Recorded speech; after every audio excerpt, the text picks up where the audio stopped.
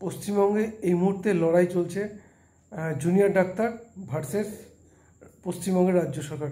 অর্থাৎ একদিকে জুনিয়র ডাক্তাররা তারা একদিকে যেমন তাদের দাবিতে অনড়, পাশাপাশি রাজ্য সরকারও কিন্তু একইভাবে লড়াই চলছে। অর্থাৎ কিছু দাবি মেনে নিলেও কিছু দাবি মেনে নিচ্ছেন না, এইভাবেই কিন্তু চলছে। এখন প্রশ্ন হচ্ছে যে এই লড়াইয়ে কার জয় হলো কার হার হলো, এটা নিয়ে একটু চর্চা চলছে। কারণ আমরা দেখেছি গত কয়েকদিন থেকেই, বিশেষ করে সুপ্রিম কোর্টের রায় আসার পরে, সুপ্রিম কোর্ট যেভাবে জুনিয়র ডাক্তারদের তাদের কাজে যোগ দেওয়ার আহ্বান জানিয়েছিলেন এবং সময়সীমা বেঁধে দিয়েছিলেন, এরপর রাজ্য সরকার কথায় হুঁশিয়ারি দিয়েছিল। কিন্তু সেখানে জুনিয়র ডাক্তাররা তারা কিন্তু তাদের বেশ কিছু শর্ত রেখে দেন, এই শর্ত পূরণ করলে তারা কাজে যোগ দিয়ে রাজি। কিন্তু দেখা যায় রাজ্য সরকার পক্ষ থেকে সেই শর্ত পূরণ করা হয়নি। বহাল তবিয়তে রয়েছেন স্বাস্থ্য সচিব, বহাল তবিয়তে রয়েছেন পুলিশ কমিশনার বিনীত গোয়েল। ফলে ছাত্রদের দাবি কিন্তু পূরণ হয়নি, যার ফলে তারা কিন্তু আন্দোলন চালিয়ে যাচ্ছে। এবং দেখা যায় প্রথমে স্বাস্থ্য সচিব চিঠি লেখেন জুনিয়র ডাক্তারদের যে বৈঠক বসার জন্য, সেটা তারা নস্যাৎ করে দেন। এরপর গতকাল দেখলাম মুখ্য সচিব তিনিও চিঠি লিখেছিলেন এবং আজ তাদের গতকালও কিন্তু মুখ্যমন্ত্রী কিন্তু অপেক্ষা করছিলেন যে ছাত্র সংগঠনের নেতারা হয়তো আসবেন, তার সঙ্গে বৈঠক করবেন। কিন্তু দেখা যায় জুনিয়র ডাক্তাররা কিন্তু সে পথে পা মারাননি, তারা কিন্তু শর্তই চাপিয়ে দিয়েছেন। এবং আজও দেখা যায় একইভাবে কিন্তু তাদের কিন্তু বৈঠকে ডাকা হয় এবং বেশ কিছু শর্ত কিন্তু মেনে নেওয়া হয়। যেমন তারা 30 জন আসবেন বলেছিলেন, সেটাও মেনে নেয় রাজ্য সরকার। এবং তাদের এরপর দেখা যায় জুনিয়র ডাক্তারদের 30 জন দল কিন্তু নবান্নেও পৌঁছে যায় এবং নবান্নে ছিলেন মুখ্যমন্ত্রী মমতা বন্দ্যোপাধ্যায়। কিন্তু শেষ মুহূর্তে কিন্তু এই বৈঠক ভেস্তে যায়, বৈঠক হননি, জুনিয়র ডাক্তাররা কিন্তু যাননি। কিন্তু যার ফলে একটা চর্চা কিন্তু চলছে যে কার জয় কার হার। দেখুন, জুনিয়র ডাক্তাররা তাদের একটা দাবি কিন্তু বারবার করে এসেছিল, সেটা হচ্ছে লাইভ স্ট্রিমিং করতে। অর্থাৎ তাদের সঙ্গে মুখ্যমন্ত্রী যে বৈঠকটা, এই বৈঠকটা জনসমক্ষ হবে এবং লাইভ হবে। এই লাইভে যদি হয় তাহলে কারণ তাদের শর্ত ছিল যে মুখ্যমন্ত্রী প্রশাসনিক বৈঠক করে লাইভ করেন, অর্থাৎ সেরকমই লাইভ হোক। কিন্তু দেখা যায় এই বৈঠক কিন্তু, এই মিটিং কিন্তু লাইভ কিন্তু রাজ্য সরকার নাকচ করে দেন, যার ফলে কিন্তু ফিরে যাওয়ার পর রাজ্য সরকার যেটা করেছে সেটা কিন্তু এক কথায় বলা চলে কিছুটা হলেও ফ্রন্ট ফুটে এই মুহূর্তে রাজ্য সরকার। তার কারণ আমরা দেখলাম সুপ্রিম কোর্টের অর্ডার কিন্তু রাজ্য সরকারের হাতে রয়েছে। অর্থাৎ জুনিয়র ডাক্তার যেমন কাজে যোগ দেওয়ার আহ্বান জানানো হয়েছে, পাশাপাশি কাজে যোগ না দিলেও রাজ্য সরকার যে ব্যবস্থা নিতে পারে এমনই কিন্তু ঘোষণা করেছিল সুপ্রিম কোর্ট। যার ফলে দেখা যায় আজকের বৈঠকে যে লাইভ স্ট্রিমিংয়ের দাবি করা হয়েছিল, সেখানে জুনিয়র ডাক্তাররা পৌঁছে যান। মুখ্যমন্ত্রী যে বৈঠকের জন্য তৈরি বা বৈঠকে বসে পড়েছেন, যেখানে বৈঠকটা করবেন, সেই ঘর বা সেই জায়গা কিন্তু লাইভে ফেসবুকে দেখানো হয়। বিষয়টা ছিল হয়তো তখন লাইভ হবে, সে সময় লাইভে দেখানো হচ্ছিল এবং জুনিয়র ডাক্তাররা যখন লাইভ মিটিং হবে না জানতে পেরেছেন, তখন তারা বেরিয়ে যান।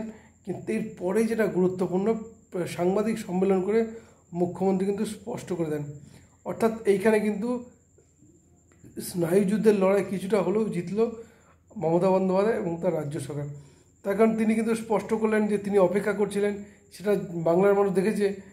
কারণ সেই সময়টা লাইভে ছিল, তিনি অপেক্ষা করছেন, বসেছিলেন, তার পাশে ছিলেন রাজীব কুমার, ছিলেন আমাদের মনোজ পন্থ, ছিলেন নন্দিনী মুখার্জি, ছিলেন চন্দ্রিমা ভট্টাচার্য, তারা ছিলেন। এটা কিন্তু বাংলার মানুষ দেখেছে লাইভে। কিন্তু দেখা যায় জুনিয়র ডাক্তাররা সেখানে পৌঁছাননি, যার ফলে নজর কিছুটা হলেও কিনেছেন মুখ্যমন্ত্রী। এছাড়া তিনি যেটা পারেন সেটা হচ্ছে, তিনি অত্যন্ত গুরুত্বপূর্ণ, তিনি কিন্তু বলেছেন যে তিনি চাইলে পদত্যাগও করতে পারেন। অর্থাৎ সেন্টিমেন্ট নিয়ে খেলা মুখ্যমন্ত্রী, যেটা রাজনীতি যেটা বারবার করেন, তো সেই কাজটা তিনি কিন্তু বলে দিয়েছেন। অর্থাৎ তিনি চাইলে পদত্যাগ করতে, অর্থাৎ ছাত্র যুবরা কোথাও যেন ব্যাক করে। পাশাপাশি সাংবাদিক সম্মেলনে তিনি এও বলেছেন যে তারা ছোট, তাই ক্ষমা করে দিন, এমনকি হাত জোর করে বলেছেন। পাশাপাশি তিনি এও বলেছেন যে তাদের বিরুদ্ধে কোনো ব্যবস্থা নেবেন না, সুপ্রিম কোর্টের অর্ডার থাকলেও কোনো ব্যবস্থা নেবেন না। এখন প্রশ্ন হচ্ছে আগামী দিনে কী হতে পারে। দেখুন, আগামী 17ই সেপ্টেম্বর এই মামলার শুনানি রয়েছে এবং 17 তারিখে সুপ্রিম কোর্ট কী অর্ডার দেয়। কারণ এই বিষয়টি রাজ্য সরকার যে সুপ্রিম কোর্টে উপস্থাপন করবে এ বিষয়ে কোনো সন্দেহ নেই। এখন জুনিয়র ডাক্তারদের পক্ষ থেকে যারা থাকবেন, আইনজীবী তারা এর কী ব্যাখ্যা দেন সেটাও ফ্যাক্টর। কারণ সুপ্রিম কোর্টের অর্ডার কিন্তু রাজ্য সরকারের হাতে ছিল এবং তারা কিন্তু এখানে সেন্টিমেন্টে খেলে যে তারা কোনো পদক্ষেপ নেননি, কড়া পদক্ষেপের পথে তারা হাঁটেনি।